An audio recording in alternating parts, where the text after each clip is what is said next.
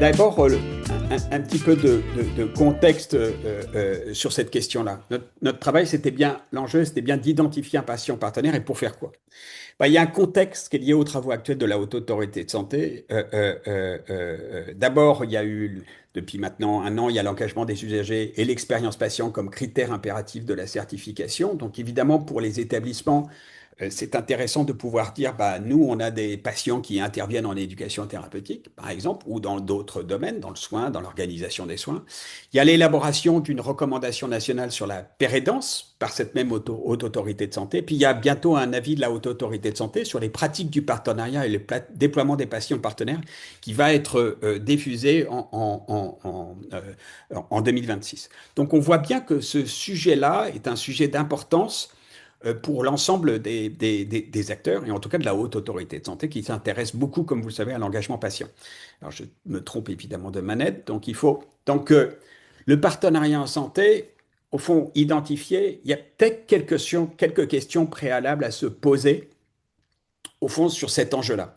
Pourquoi avoir besoin, au fond, envie de travailler en partenariat avec des patients et des proches? Cette question-là, elle est à se poser par l'équipe qui veut, sans aucun doute, s'engager sur ces questions, et pas simplement dans l'ETP, mais question à laquelle Marlène a répondu. Elle a noté l'enjeu du savoir expérientiel, mais il peut y avoir d'autres raisons, et c'est ces raisons-là qui doivent être creusées en équipe. Au fond, quel enjeu, quelle question on souhaite résoudre quand on invite au fond un patient partenaire à intégrer une équipe. Au fond, quel patient peut m'aider dans ma situation? Ça, c'est l'enjeu de l'identification. On a vu une illustration, on va aller un petit peu plus loin. Et puis, quelles compétences souhaitons-nous voir acquérir par les autres patients et où les professionnels qui interviennent dans le cadre de cette intervention d'un patient partenaire? Ces quatre questions, je pense qu'elles sont préalables à se poser quand on souhaite intégrer un patient. Donc il n'y a pas simplement l'enjeu d'identification et pour faire quoi.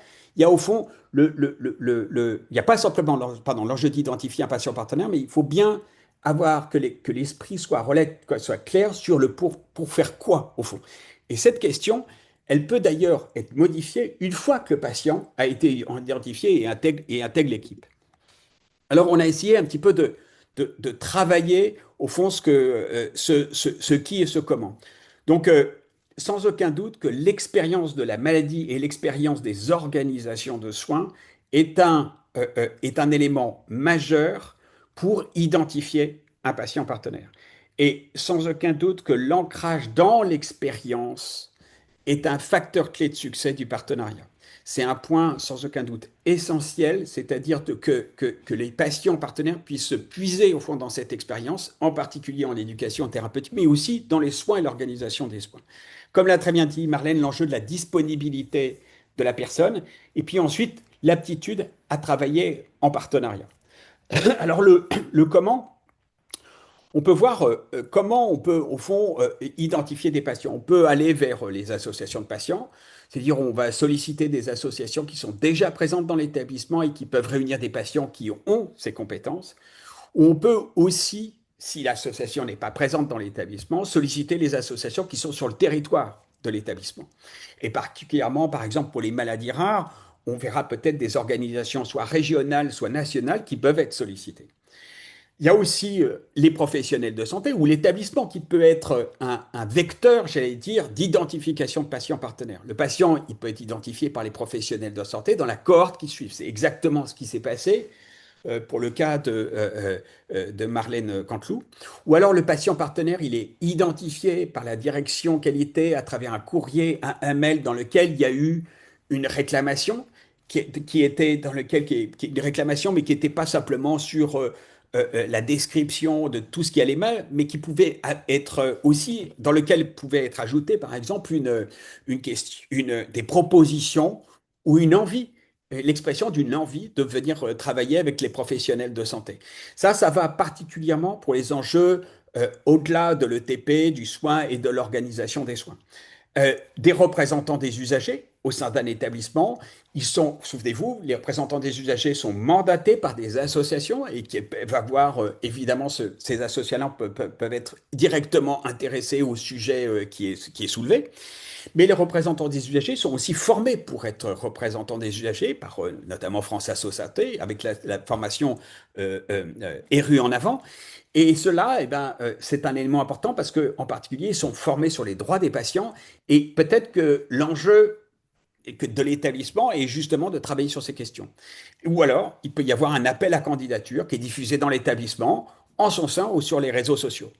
Et puis enfin, les patients partenaires, ben, c'est des patients qui sont pas liés à une association, ce qui était le cas dans le cas de Marlène Canteloup à l'hôpital Manès, où les patients n'étaient pas forcément liés à une association, mais, ou alors c'est des patients qui sont liés à une association, mais qui travaillent en partenariat sans mandat spécifique, ou alors c'est des patients qui travaillent en partenariat avec l'accord de l'association ou en complémentarité avec l'association, qui est souvent le cas d'ailleurs en éducation thérapeutique. Je vais appuyer sur la bonne commande. Au fond, il y avait une question, et c'est pour ça que je l'ai posée à Marlène, faut-il être diplômé pour faire du partenariat? On le voit bien qu'il y a un enjeu du côté de l'éducation thérapeutique du 40 heures, mais qu'il y a une première marche qui peut être portée avec la formation patient-intervenant qui se déroule sur 15 heures et qui permet de donner, j'allais dire, les premières bases de ce qu'est l'engagement en éducation thérapeutique. Autrement, bah, l'enjeu de la formation, il ne se pose pas forcément. Voilà, c'est pas la peine d'avoir toutes les connaissances, comme disait la personne qui n'était pas forcément au sein de Manès, qui était pas de l'équipe, qui n'était pas forcément très favorable. Mais bon, quelle contribution dans ces cas-là à demander aux usagers du système de santé qui deviennent patients partenaires? Eh bien, plusieurs choses. Leur expérience, et ça ne nécessite pas de diplôme, de l'accueil en général ou en particulier, par exemple en hospitalisation de jour, déroulement d'une consultation ou d'un passage aux urgences, de leur retour à domicile après des interventions ou des hospitalisations, bref, des expériences de soins ou d'organisation de soins qui ont significatives et pour lesquelles, par exemple, les gens ont pu émettre justement des réclamations auprès de l'établissement ou qui disent, par exemple, en consultation, des choses, tiens, ça, ce point-là pourrait être amélioré. On peut aussi chercher leur perspective sur des objets de travail que mettent en place l'établissement ou les professionnels. Au fond, l'organisation des visites des personnes hospitalisées, les manières d'annoncer un diagnostic, les moments et les manières les plus propices de faire remplir un questionnaire, etc.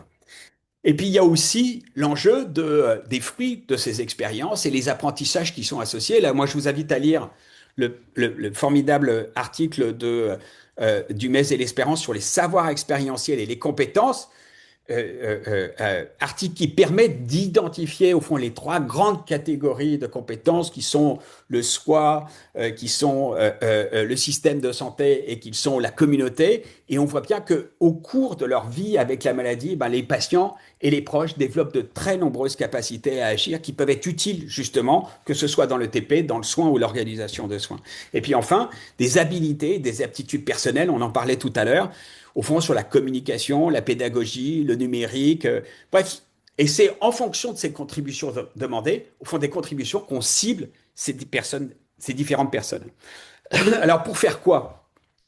On a essayé de décrire, au fond, trois domaines d'intervention qui sont le soin, l'organisation des soins, l'éducation thérapeutique. On a laissé de côté la recherche et l'enseignement parce que c'est des cas un peu spécifiques et qui touchent en plus moins l'activité du pôle de ressources éducation thérapeutique. Mais tout de suite, on peut aller sur l'enjeu des soins. Bah, tout patient peut devenir patient partenaire à condition qu'il ou il souhaite le partager. Qu'il ait une capacité à travailler en partenariat, comme d'ailleurs les professionnels, cette même exigence, elle est présente. C'est-à-dire, au fond, on ne doit pas être simplement dans la colère ou la revendication, il faut être dans l'idée qu'on va co-construire quelque chose. Et puis, éventuellement, des connaissances fines sur des besoins et des défis de santé d'une population spécifique. C'est vrai que si le sujet concerne par exemple une maladie rare, si ça concerne un domaine très particulier du soin, c'est peut-être intéressant d'avoir des gens qui sont directement confrontés à cette vie-là. Et puis, en plus de tout ça, en ETP, évidemment, c'est un patient intervenant qui intervient dans le cadre d'une action éducative. Ça veut dire qu'il doit savoir raconter son vécu de manière pédagogique. Et puis, comme l'a très bien dit Marlène, c'est savoir se situer par rapport aux professionnels de santé. Et puis, deuxième étape, le patient est formé en ETP au 40 têtes au même titre que les autres professionnels de santé. Puis en plus de cet enjeu du soin, aussi pour l'organisation, des compétences qui sont peut-être sur le pour faire quoi, en plus du soin, dans l'organisation des soins, bah, c'est une capacité à travailler en partenariat, comme les professionnels et les représentants des usagers. Et là, je pense que l'organisation des soins est particulièrement un espace où les représentants des usagers peuvent être utiles, parce que les RU ont des compétences sur les droits des usagers en particulier, et puis éventuellement des connaissances des méthodologies de recueil, d'analyse, de questionnaires, etc. Ça ne se veut pas exhaustif, ça veut donner quelques bases et éléments qui permettent de mieux identifier justement les patients partenaires et pour faire quoi. Alors, en synthèse, sur l'identifier, ben, il faut se demander de quelle contribution, au fond, on a besoin avant d'identifier des usagers pertinents à cibler, la perspective, l'expérience directe, les savoirs expérientiels, des compétences spécifiques. Voilà. Ne pas se focaliser sur les individus et leur statut, mais plutôt sur l'activité. C'est-à-dire, c'est pas parce que quelqu'un est formé qu'il aura forcément, j'allais dire, les bonnes attitudes, les bonnes postures, mais c'est bien l'activité envisagée qui est la source, j'allais dire, d'identification. Considérer la diversité et la complémentarité des usagers partenaires, les représentants des usagers et des familles, des bénévoles associatifs, des patients partenaires formés en éducation thérapeutique, des patients experts. Voilà, il y a toute la diversité là des expériences, des savoirs expériencés qui sont utiles. Et puis impliquer les usagers partenaires le plus en amont possible lors de la problématisation, de l'élaboration des outils de recueil, etc., pour augmenter le sens et la valeur ajoutée de leur contribution. Ça, ce sont des éléments évidemment qui viennent soutenir, j'allais dire, plus on engage tôt le travail avec les patients intervenants et patients partenaires, plus, que ce soit dans le TP ou ailleurs, plus la dynamique est favorable. Alors voilà, il y a sans aucun doute d'autres enjeux, mais ça sera l'objet de prochains webinaires. Donc on se donne un petit peu de temps, notamment pour mieux appréhender le concept de partenariat. On a vu que ce n'était pas forcément simple pour les professionnels de santé, il peut y avoir des réticences, les modalités de travail avec les partenaires et puis les changements que ça peut induire dans les équipes. Et il y a des éléments, c'est professionnels et patients partenaires se former ensemble au partenariat. C'est d'ailleurs l'idée très forte qui avait été identifiée dans le cadre de la formation patient intervenant du pôle. Les modalités d'accompagnement, on l'a vu pour un certain nombre d'enjeux, notamment s'il y a des réticences, un tiers peut être parfaitement utile. Il peut être soit issu du milieu hospitalier dans lequel s'exerce cette activité, ou ça peut être un tiers, par exemple comme le pôle de ressources, qui peut aussi accompagner justement des équipes. Et puis, un point important, parce que je pense que ça permet de valoriser au fond l'ensemble des actions qui sont menées, c'est identifier les apports d'une démarche partenariat pour l'établissement, les professionnels, les patients partenaires, mais aussi les bénéficiaires. C'est, je pense, un point très important de pouvoir identifier au fond quel enjeu pour les bénéficiaires qui est là, un patient qui les accompagne ou qui a travaillé le sujet d'intérêt.